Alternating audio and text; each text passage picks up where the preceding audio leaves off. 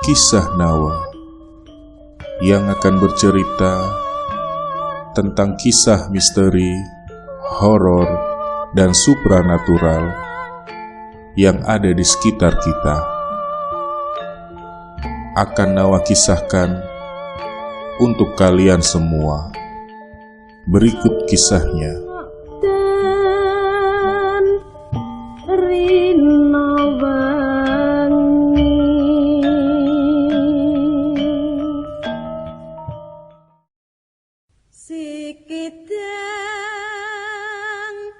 Assalamualaikum warahmatullahi wabarakatuh. Selamat datang di Kisah Nawa. Cerita kali ini ditulis oleh akun Twitter @dioseta. Untuk yang ingin langsung baca dari sumbernya, linknya akan saya taruh di kolom deskripsi. Jangan lupa untuk follow akun si penulis. Dan jangan lupa juga untuk subscribe, like, komen, dan nyalakan lonceng notifikasinya agar mendapatkan update terbaru dari Kisah Nawa. Cerita ini saya mencoba mengangkat mitos desa gaib di Gunung Merapi yang sering menjadi perbincangan para pendaki. Jejak gaib alam Merapi. Gunung Merapi, sebuah mahakarya dari Sang Maha Pencipta yang berdiri kokoh dengan keangkuhannya. Ini kedua kalinya aku mencoba menaklukkan gunung ini. Setelah sebelumnya aku gagal karena sebuah gangguan yang membuat aku tersesat ke sebuah desa. Ketika mendengar rencanaku untuk mendaki Gunung Merapi sekali lagi, Rama dan Yanto memaksa untuk ikut menemaniku. Mereka merasa bertanggung jawab membawaku ke puncak gunung ini. Danan, ini pegang. Sebuah HP dan handphone satelit diserahkan oleh Rama kepadaku. Opo to iki? Niat banget kalian? Tanyaku yang sedikit heran. Wis pegang wae. Kamu kan sensitif. Jadi kalau amit-amit terjadi apa-apa, kita nggak akan kehilangan kamu lagi. Lihat nih, aku sama Yanto juga pegang, ucap Rama meyakinkanku. Wah, perhatian banget kalian. Tenang aja, aku udah semakin memperdalam ilmu batin. Harusnya kali ini nggak ada halangan yang berarti. Balasku mencoba menenangkan mereka berdua. Iya, kita percaya kok. Tapi dari kejadian dulu kami belajar, tidak satupun gunung yang bisa diremehkan. Semudah apapun pendakian kita, harus bersiap-siap sesuai prosedur. Jelas Yanto. Kami tidak memperpanjang pembicaraan kami, dan segera melakukan registrasi di pos dan mulai memasuki jalur pendakian. Terlihat juga beberapa pendaki juga sudah memulai pendakian mendahului kami. Sepanjang awal pendakian, kami membicarakan tentang masa lalu semasa kuliah.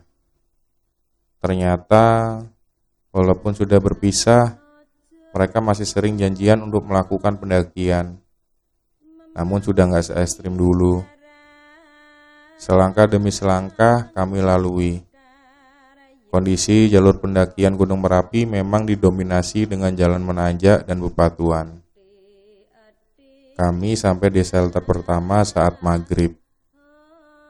Walaupun belum terlalu lelah, kami tetap berhenti untuk menyempatkan waktu untuk beristirahat dan menunaikan kewajiban kami sebagai makhluk ciptaan yang maha kuasa.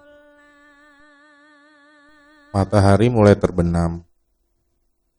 Langit pun mulai terlihat gelap.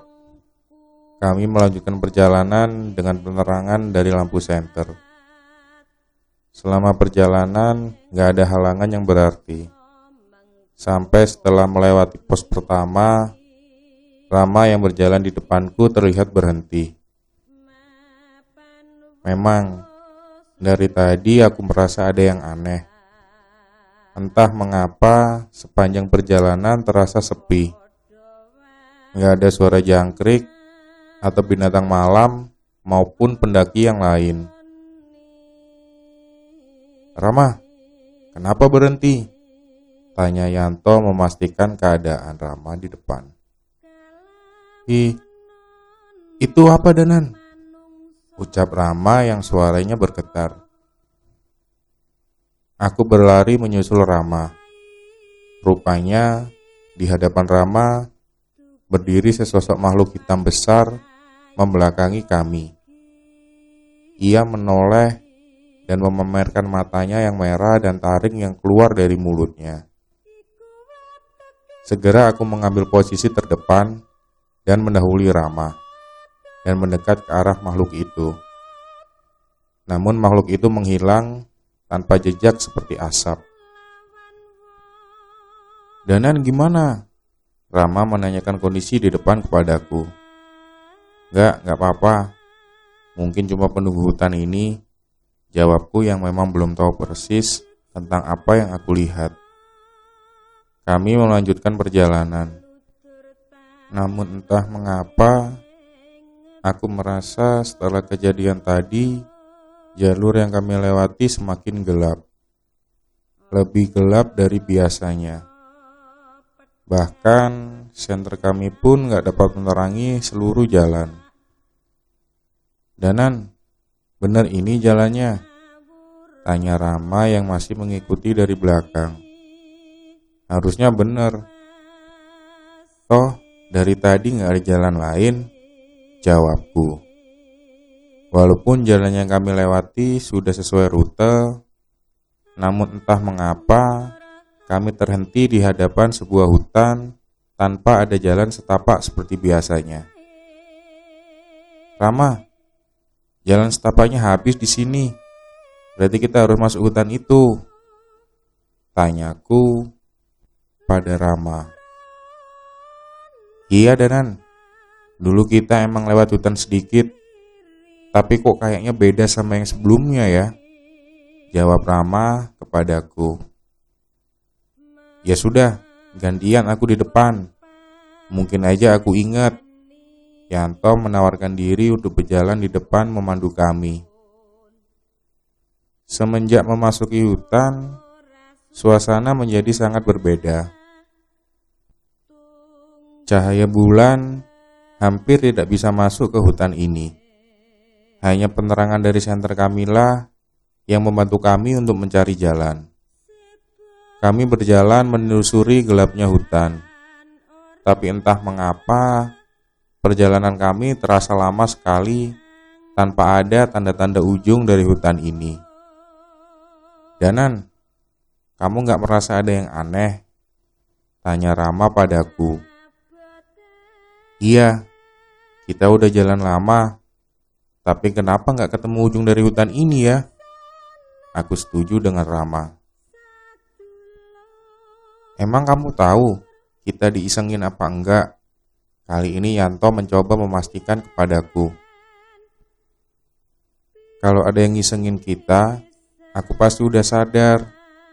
Tapi emang aneh, di gunung yang biasanya banyak makhluk gaib, di hutan ini malah gak ada sama sekali," ceritaku pada kedua temanku itu.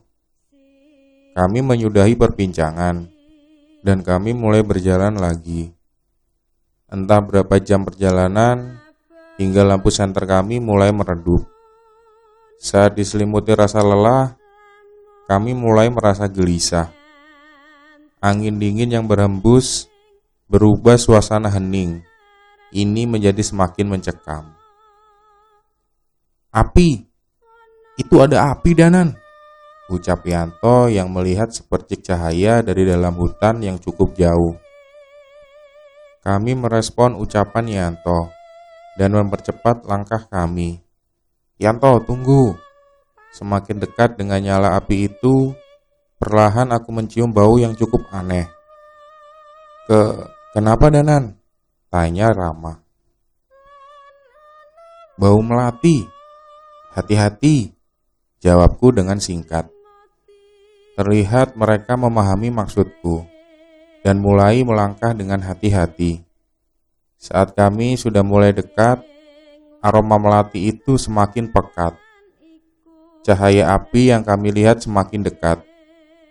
Namun, bukannya berasal dari api unggun, rupanya api itu berasal dari beberapa batang lilin yang di tengahnya terdapat bunga dan kemenyan yang disusun seperti sesajen. Danan, apaan ini? Yanto merasa takut dan terjatuh ke tanah. Ini ritual klenik. Berarti seharusnya ada pelakunya di sini. Aku menoleh ke sekeliling. Namun hutan ini terlalu gelap. Sebelum sempat menemukan sesuatu, terdengar langkah kaki mendekat dari balik cahaya lilin tersebut. Dari dalam kegelapan, terlihat sosok makhluk kurus berambut panjang merayap, menjelati bunga-bunga yang disajikan di sana. Seolah menyadari kehadiran kami, ia menengadahkan kepalanya dan melirik kami dengan matanya yang hitam. Apaan Danan? Teriak Yanto yang ketakutan. Demit alas toh. Tapi pasti ada yang manggil makhluk itu untuk datang ke sini. Lebih baik kita pergi, ucapku pada Yanto. Belum sempat melangkah, terdengar suara seseorang dari belakang makhluk itu. Sampeyan ora iso lunga. Kalian tidak bisa pergi. Saat ini aku mulai merasakan bahaya. Demit-demit yang aku lihat sepanjang jalan dan bahkan yang memakan sesaji ini belum ada yang dapat membuatku gentar. Namun saat suara itu terdengar, situasi di hutan ini berubah semakin mengerikan. Duk! Suara sebuah benda jatuh di dekat Yanto. Ia menoleh ke arah benda yang jatuh, tak jauh dari tempat dia terduduk. Tangannya mencoba meraihnya, namun ia mengenali tekstur yang ia pegang. Penyesalannya sudah terlambat. Saat ini, sebuah kepala manusia tergenggam di kepalanya dan mulai menoleh ke arah Yanto. Tolong! Suara itu terdengar dari kepala dengan wajah yang penuh luka yang sudah membusuk. Matanya yang bolong sudah dipenuhi oleh banyak sekali belatung. Danan! Kepala Danan! Ini kepala! Ucap Yanto yang refleks melempar benda itu. Namun rupanya semua gak berhenti sampai di situ. Yanto menunjuk sesuatu di atas pohon dekat kami. Aku melihatnya dan memperhatikan sekeliling. Hutan yang tadi kami lewati dengan hening, kali ini dipenuhi dengan mayat-mayat yang bergantung terbalik di atas pohon. Tidak hanya satu, namun hampir seluruh pohon di sini tergantung mayat dengan tubuh yang sudah gak utuh. Gila, hutan apa ini? Aku berusaha tetap tenang, mencoba membacakan ayat-ayat suci dan mantra pelindung untuk melindungi kami dari niat jahat makhluk di sekitar kami. Keluar kamu, tunjukkan wujudmu, tantangku kepada makhluk yang berbicara tadi. Bukannya menampakkan diri, bayangan makhluk itu malah terlihat menjauh. Ora perlu, aku wis entuk siji. Tidak perlu, aku sudah dapat satu. Samar-samar terdengar suara makhluk itu meninggalkan kami. Rama di mana? Tanyaku pada Yanto yang masih panik. Kami mencari ke sekeliling. Tadi dia di sini, gak jauh dari kita. Kali ini ia semakin panik dan segera menghubungi dengan HT yang ia bawa. Namun tetap gak ada jawaban. Tak sedikit pun petunjuk keberadaan Rama terlihat di dekat kami. Sebaliknya, mayat-mayat yang tadi bergantungan di atas pohon mulai berjatuhan dan merayap ke arah kami. Tolong! Aku mencoba membacakan doa-doa penenang untuk menenangkan demit wanita yang merayap ke arahku. Namun Yanto terlihat panik. Puluhan mayat mulai merayap ke tubuhnya. "Tolong Danan!" teriak Yanto. Aku membatalkan niatku dan berdiri menarik Yanto untuk berlari. Namun mayat-mayat itu terus berjatuhan dari atas pohon dan bermunculan dari gelapnya malam. "Shh, kesini!" Suara seorang wanita terdengar dari salah satu sisi hutan. Kami menoleh. Terlihat seorang perempuan bersembunyi di balik pohon memanggil kami. Tak ada pilihan. Kami berlari ke arahnya. Namun sebelum sempat sampai, wanita itu menjauh seolah meminta kami mengikutinya. Benar saja, jalur yang ia tunjukkan sama sekali nggak diganggu oleh mayat-mayat itu. Kami berlari dan terus berlari. Hingga akhirnya kami sampai di mulut hutan. Kami berhenti, namun terlihat wanita itu terus berlari. Kami mengikuti arah larinya dengan perlahan dan di sana terlihat sebuah desa kecil. "Danan, Yanto, sini!" Seseorang memanggil kami. Itu suara Rama. Kami segera menghampirinya dan mengecek keadaannya. "Rama, kamu gak apa-apa? Gimana kamu bisa sampai sini?" tanyaku pada Rama. "Itu, waktu berpisah dari kalian, aku ketemu mbak itu, dan dia ngajak aku ke sini," jelas Rama. Kami memperhatikan desa itu. Nampak rumah-rumah kayu zaman dulu mendominasi bangunan di desa ini.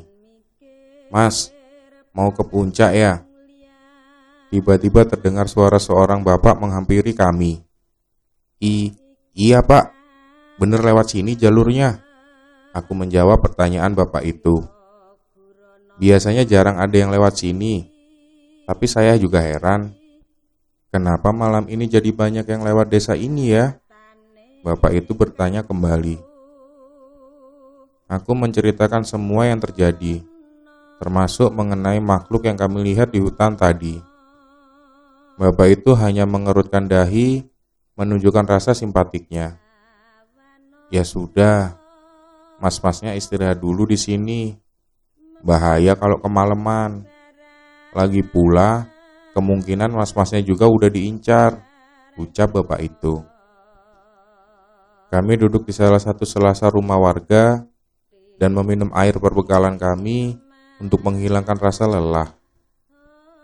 "Mas, sini!" Terdengar suara seorang perempuan memanggil kami. Rupanya itu adalah suara perempuan yang memandu kami keluar dari hutan. Mbak, terima kasih ya, udah membantu kami keluar dari hutan," ucap Rama membuka pembicaraan. "Iya mas, gak apa-apa. Udah biasa. Ini Sabtu Kliwon. Biasanya para pencari ilmu menjadikan hutan itu untuk mencari tumbal," jawab perempuan itu. Kami saling menatap. Salah sedikit, kamilah yang akan jadi tumbal para pencari ilmu itu. "Udah, ayo ke balai desa. Tadi habis ada acara. Ada teman-teman masnya juga di sana." Setelah berbicara, wanita itu segera memandu kami menuju balai desa. Benar, di sana terlihat para pendaki yang tadi sudah berjalan mendahului kami. Mereka sedang berbincang dengan beberapa warga desa sambil menikmati suguhan yang disajikan warga. "Monggo mas, istirahat dulu di sini," ucap salah seorang warga desa yang menyambut kami. "Jih pak, matur nuwun. Terima kasih." Kami segera mengambil posisi duduk seadanya di sekitar warga itu. "Bu, ini ada tamu. Mbok yo disuguhin apa gitu?" perintah orang itu kepada istrinya. "Udah pak, gak usah repot-repot. Kita bawa perbekalan kok," ucapku kepada bapak itu. "Halah, gak repot kok. Tadi juga habis ada acara. Banyak makanan sisa kok," ucapnya. Kami melihat sekitar. Memang terlihat ada panggung dan alat musik tradisional di sana. Selesai mengadakan acara, Mataku berpandangan dengan pendaki yang sudah datang duluan dan mengangguk sekedar memberi salam. "Habis ada acara apa toh Pak?" tanyaku penasaran. "Biasa, pementasan tari. Hampir setahun 2 kali kami mengadakan pementasan ini," jelas bapak itu.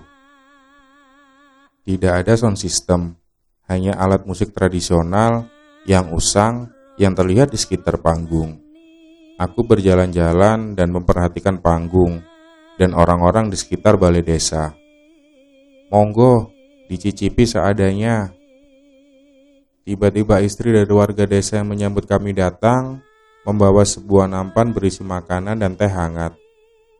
"Kebetulan, stok airku udah habis. Diisi teh hangat cocok ini." Yanto segera mengambil kendi berisi teh dan mengisi botolnya. "Hei, yang sopan kamu," ucap Rama sambil memukul lengan Yanto, yang dengan cepat dihindari oleh Yanto. "Ya sudah, nikmatin dulu ya. Saya tinggal dulu," ucap warga desa itu. Terima kasih banyak Pak," jawabku. Aku menghampiri Rama dan Yanto untuk segera duduk dan memikirkan mengenai kejadian di hutan tadi. Rama dan Yanto masih sibuk membicarakan hal yang gak penting. Sambil melihat kekonyolan mereka, aku bermaksud memakan suguhan yang disajikan warga tadi. Namun, semua itu terhenti oleh seorang wanita yang muncul menghampiri kami. "Jangan dimakan," ucap wanita itu dengan menatapku sejenak dan segera pergi meninggalkan kami. Samar-samar aku mengingat wajah wanita itu. Gak pasti, tapi aku rasa pernah melihatnya. Wajah wanita itu sama persis dengan wajah mayat wanita di hutan tadi yang sempat kudoakan. "Rama, Yanto, kita pergi dari sini. Kali ini aku yakin ada yang gak beres juga dengan tempat ini." "Kenapa emang Danan?" "Kita istirahat dulu lah, ngemil dulu sedikit," ucap Rama sambil mencoba mengambil kue yang disuguhkan. Aku segera menepuk tangannya hingga kue itu terjatuh dari tangannya. "Udah nurut aja." Kali ini aku memaksa menarik mereka dan mengenakan rangsel kami masing-masing. Kami berjalan dengan cepat ke arah yang berlawanan dengan hutan. Melihat kepergian kami, warga tadi segera menghampiri kami. "Loh Mas, mau kemana? Kok buru-buru?" tanya bapak itu. "Maaf Pak, kami harus segera mengejar puncak sebelum fajar," jawabku. "Istirahat dulu Mas, santai dulu, ngemil dulu. Nanti masih ada pementasan lagi," ucap bapak itu. "Pementasan apa toh Pak malam-malam gini?" tanya Rama penasaran. "Biasa, penyambutan warga baru. Tadi sudah, harusnya habis ini masih ada tarian lagi. Itu mbaknya udah siap." Bapak itu menunjuk ke arah perempuan yang menuntun kami ke desa. Namun kali ini, ia sudah berdandan cantik dengan pakaian penarinya. Tanpa banyak bicara, aku menarik Rama dan Yanto memaksa mereka untuk pergi. "Ngapunten ya Pak, teman kami sudah kebelet," teriak Rama yang mengikutiku dengan terpaksa. Sepanjang perjalanan, aku membacakan doa-doa dan ayat suci. Kami berjalan sambil sering mengabsen 1-3, agar tidak ada lagi yang tertinggal atau malah bertambah. Setelah lama berjalan, akhirnya kami sampai di jalur yang dikenal. Terlihat juga beberapa pendaki lain di depan kami. "Danan, udah aman ini. Jelasin ke kita, kenapa tadi buru-buru?" tanya Yanto yang masih penasaran. "Tadi itu hampir aja, itu desa goib. Kalau tadi kalian makan makanan yang disuguhin, bisa-bisa kalian gak bisa keluar dari desa itu," ceritaku kepada mereka. "Yang bener kamu Danan, gak mungkin. Tadi aja ada pendaki lain yang bareng kita kan?" protes Rama yang mulai terlihat pucat. Mereka sudah terlanjur makan suguhan warga di sana. Sekarang mereka sudah dianggap warga desa itu. Makanya dibuat penyambutan, jelasku sekali lagi. Yanto terlihat lebih pucat dari Rama. Tubuhnya terlihat gemetar sambil mencoba mengeluarkan air botol yang sudah diisi teh dari desa itu. Saat botol itu dibuka, tercium bau amis yang sangat menyengat, seperti bau darah hewan yang sudah membusuk. Dan tidak hanya itu, satu persatu belatung mulai keluar dari cairan amis di botol milik Yanto. Hoe! Yanto terlihat gak mampu menahan rasa mualnya. Segera aku menutup hidungku dengan kain dan membantu Yanto membuang cairan itu dan mencuci botolnya dengan tanah, dan membacakan doa untuk menghindari makhluk halus yang tergoda dengan minuman dari desa goib itu. Danan, berarti pendaki tadi gak bisa diselamatin? Tanya Rama kepadaku. Aku hanya bisa menggeleng, namun Rama masih gak terima. Bukannya kamu punya ilmu batin? Kalau kita paksa mereka melepaskan pendaki itu gimana? Tanya Rama. Percuma, mereka itu penduduk asli sini. Kitalah yang pendatang. Sekarang pendaki itu sudah menjadi warga desa goib dan hidup bersama mereka. Tidak ada yang bisa kuperbuat. Setidaknya dengan kemampuanku saat ini, aku mencoba menjelaskan kondisinya kepada Rama. Berarti seandainya ada orang yang lebih hebat, mereka bisa diselamatkan? Tanya Rama sekali lagi. Mungkin bisa. Saat kita turun nanti, sampaikan kejadian ini pada juru kunci. Seharusnya ia punya wibawa yang cukup untuk meminta pendaki itu kembali. Rama mulai mengerti dan Yanto pun sudah mulai tenang. Kami melanjutkan untuk berjalan kembali dan memutuskan membuka tenda di pos Pasar Bubrah bersama pendaki lainnya. Danan, katanya Pasar Bubrah juga angker. Katanya ada pasar goib gitu ya? Tanya Rama yang mulai jadi penakut karena kejadian tadi. Iya, tapi hari ini bukan pasarnya. Tenang aja. Jawabku menenangkan mereka. Kami beristirahat dan menghabiskan sisa malam untuk tidur di tenda. Dan memasang alarm menjelang subuh untuk segera menjemput puncak Merapi yang gagal ku gapai beberapa tahun lalu. Pagi mulai datang. Sebelum alarm berbunyi, suara para pendaki yang lain sudah lebih dulu membangunkanku. Terlihat Rama dan Yanto juga berusaha keras menahan rasa kantuknya. Kami bersiap untuk memulai pendakian di medan yang berbatu. Kami bersiap mendaki Gunung Anyar untuk mencapai puncak Merapi. Aroma belerang mulai tercium dengan udara dingin yang selalu berasap. Hingga akhirnya kami sampai di puncak, di mana terdapat tempat datar yang cukup luas, tepat di bawah puncak Garuda. Tepat saat matahari terbit, sebuah pemandangan yang luar biasa terlukis di hadapanku. Kemegahan gunung-gunung terindah di Jawa Tengah terlihat di sini. Indahnya Gunung Sindoro, Sumbing, Pegunungan Dieng, dan Gunung Slamet terlihat di horizon barat. Megahnya Gunung Merbabu yang dapat dilihat di sebelah utara, dan Gunung Lawu di sebelah timur yang terlihat berdiri kokoh. Sungguh sebuah keagungan ciptaan yang maha kuasa yang tidak henti-hentinya kukagumi. Seolah seluruh medan berat dan perjalanannya mencekam, tidak lagi berarti setelah melihat ini. Danan, sini, aku fotoin, teriak Rama padaku. Aku menghampiri mereka dan berpose tepat di bawah puncak Garuda, sebuah batu yang dulunya berbentuk seperti burung Garuda yang hancur pasca erupsi tahun 2010 lalu. Kami beberapa kali berfoto sambil mengibarkan bendera merah putih, sebuah kebanggaan atas keindahan alam yang dimiliki oleh bumi pertiwi ini. Ram, nanti fotonya cetakin yang banyak ya, pintaku pada Rama. Buat apaan? Sejak kapan kamu jadi narsis begitu? Tanya Rama yang penasaran. Mau aku kirimkan ke kenalanku di desa Windu Alit, mereka yang nolongin aku waktu dulu gagal kesini, jelasku pada Rama. Rama mengerti dan mengangguk tanpa bertanya lagi. Setelah puas beraktivitas di puncak, kami segera turun mengikuti alur pendaki lainnya. Dengan jalur yang terang, hampir tak ada halangan untuk melewati jalur untuk turun. Sesuai rencana kami mampir ke pos registrasi dan menceritakan kejadian kami di desa gaib. Rupanya kejadian ini pernah terjadi beberapa kali.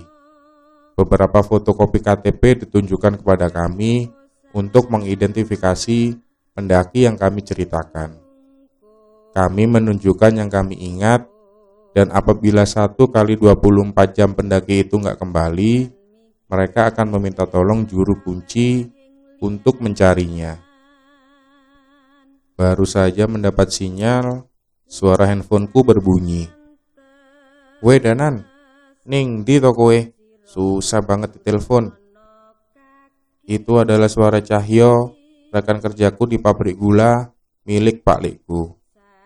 "Hehehe, di Merapi ora enek sinyal. Maaf ya," jawabku pada Cahyo. "Merapi? Ngilmu apa meneh kowe?" "Merapi? Nyari ilmu apa lagi kamu?" tanyanya dengan heran. "Alah, ora, iki lo bareng konco-konco kuliah." "Alah, ini lo bareng teman-teman kuliahku." "Ya wis, nek wis beres nang Bali, cepet bali. Ini di pabrik gula ada masalah lagi. Aku sama Pak Lek butuh bantuan," jelas Cahyo. Aku mengiyakan perkataan Cahyo. Jika Cahyo sudah meminta tolong, berarti ia benar-benar kesulitan. Rama dan Yanto terlihat berkeliling mencari sarapan. Setelahnya kami berpisah dan kembali ke aktivitas kami masing-masing, aku cukup senang. Setidaknya walaupun cukup sibuk, mereka rela menyempatkan waktu untuk memanduku ke indahnya puncak Gunung Merapi yang tidak akan pernah mungkin kulupakan. Itu tadi cerita yang ditulis oleh akun Twitter @dioseta. Untuk kawan kisah Nawa yang ingin berbagi cerita, berbagi kisah, silakan bisa kirimkan ke email kisahnawa@gmail.com. Nanti cerita dari kawan-kawan semua satu persatu akan saya bawakan di channel ini. Dan semoga kita semua selalu dalam lindungan Allah Subhanahu wa Ta'ala. Amin ya robbal alamin. Wassalamualaikum warahmatullahi wabarakatuh.